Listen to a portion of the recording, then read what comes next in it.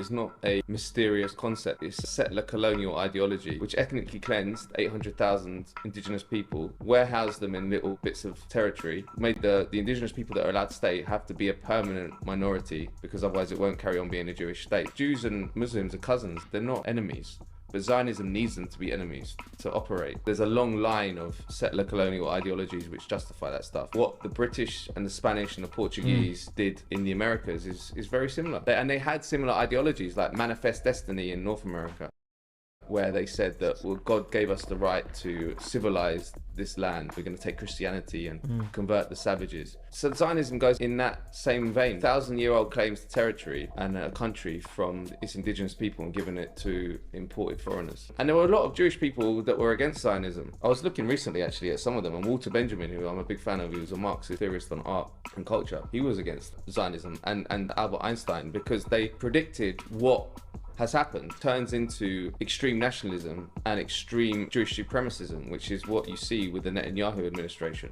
Unfortunately, it's been a catastrophic disaster for the Palestinian people because they had nothing to do with the events that is often used to sort of justify the creation of Israel, which is the Nazi Holocaust. That was nothing to do with the Palestinians. That was a European crime. Also, anti-Semitism was traditionally a European problem because anti-Semitism mostly comes out of Christianity. Jews lived a lot better in the Middle East than they did in Europe for many centuries. And now all this history of European anti-Semitism is projected onto the Palestinians. We're made to think that they're all rabid anti-Semites and that they resist Israel because they're anti-Semites, when of course the resistance of the Palestinians is about resisting a settler colonial regime which oppresses them. Any group would do that to any other group, would resist that. It's not a religious war, it's an oppressed and oppressor war.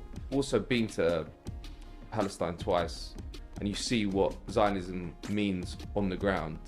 For me, it's just like the total negation of the human spirit in every way. It's about division, it's about control, and it's about separating people based on religious or racial characteristics. It's just hell. It's hell. It was a profound experience for me going to the West Bank and staying there.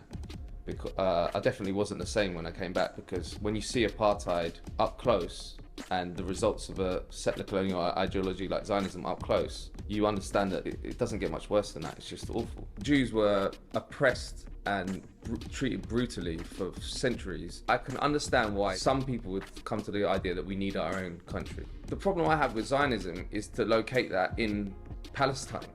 Why put it in Palestine? And their argument is, oh, well, we have the right to that because we lived there 3,000 years ago. But to me, that's for kids.